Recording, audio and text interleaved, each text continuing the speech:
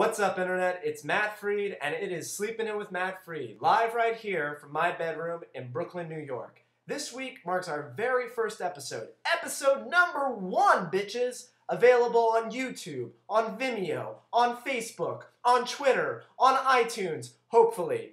We have our good friends Lucas Near-Verbrugghe and Jeff Hiller from the highly anticipated Broadway musical Bloody Bloody Andrew Jackson, which is premiering right here in New York City on Wednesday, October 13th, 2010. Lucas and Jeff decided to stop by, climb into bed with me, and talked a little bit about the show, about the legacy of Andrew Jackson, and about girls making out on stage. Definitely worth the ticket price. So folks, here it is, without any further ado, Episode 1 of Sleeping In with Matt Freed. Enjoy. The musical is called Bloody Bloody Andrew Jackson, and these guys are Jeff Hiller and Lucas Near-Verbrugghe, correct? Beautiful. Thank you very much. Lucas has a very Dutch last name. Very clearly, somebody in acting school told him ethnic. Go with it. And it's been working for him ever since. So this new show that you're doing, it just got done having a huge run off Broadway. It's getting ready to premiere on Broadway. Bloody Bloody Andrew Jackson. Can you talk a little bit about it, about the musical? It's very different in that it's an emo rock opera about Andrew Jackson. Yeah, it's not actually an opera. It's a musical, but it's also kind of a really broad comedy, and also deceptively deep, and also it talks about the 7th president of the United States, Andrew Jackson. Populism, yeah, yeah. Populism, yeah, yeah. Populism, yeah, yeah. Populism, yeah, yeah. This is the age of, this is the age of Jackson. Did you guys have any kind of political reservations coming into the project at all? No political reservations. I think it's nice to be doing a piece of political theater that is also very much part of our pop culture. The music is a lot of fun. The the style of it is a lot of fun and very contemporary and irreverent, and it's like a blast to do. When you guys were going into the rehearsal process, were you given a lot of leeway as actors to really kind of go more with your instincts, or was it more of a kind of stick to the script kind of thing? I think we had some... I'll take this one, Lucas. Good, this one, I'll throw in the blades. All right, you snuggle up to Matt. Let me talk to the people. I think we definitely had a script, and but our director is also the writer of the script, and so he would let us riff, and sometimes would say, "You've riffed too far. Please stop that riffing," and other times he'd say.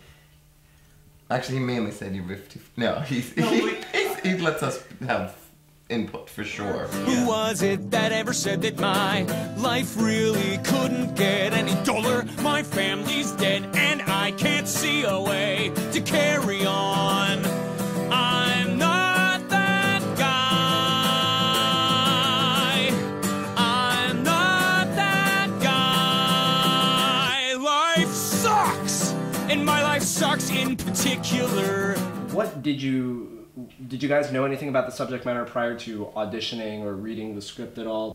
It's an interesting question, just because I feel like yes and no. I feel like we all have a kind of our preconceived notions about who Andrew Jackson was, and I think that's what's interesting about the show is that you come in with your basic kind of American history knowledge, however deep or shallow that is, of this guy who's on the $20 bill, and I think the show attempts to kind of shed a little bit more light on who he was in an interesting way, and I think he actually does make for a really good subject matter. I like, as someone who's not always has like the patience to sit down and read a history book, the stuff that I have read about Jackson is fascinating, and I can see why Alex and Michael were drawn to him as a character, because he was a real exciting guy. He like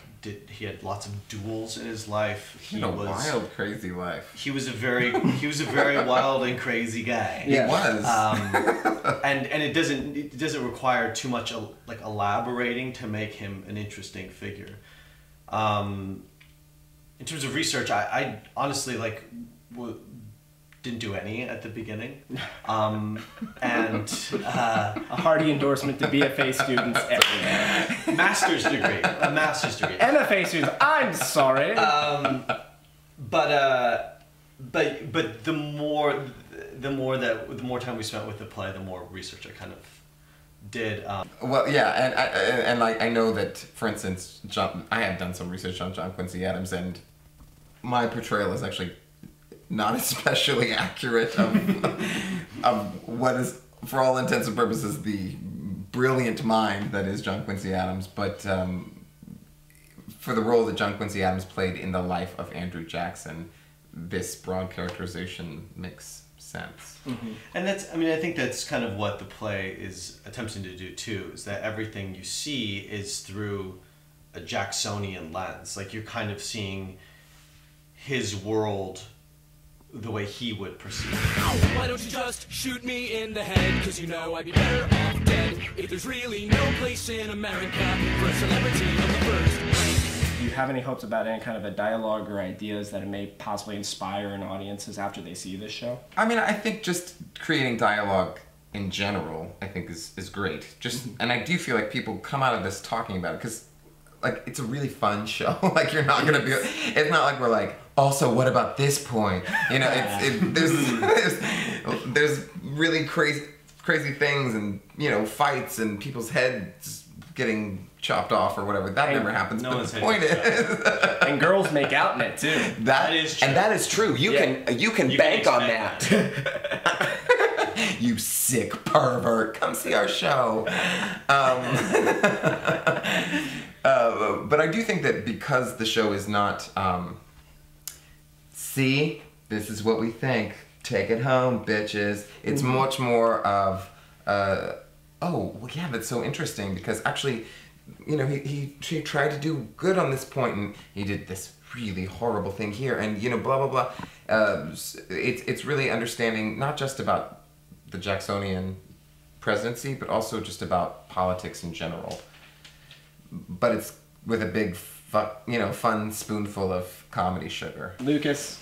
Thanks, man. Jeff, thanks for having us. thank you so much. Thank you. And Internet, it's Sleeping In with Matt Freed. These guys are Bloody Bloody Andrew Jackson. Check it out. When is the official opening date on Broadway? October 13th.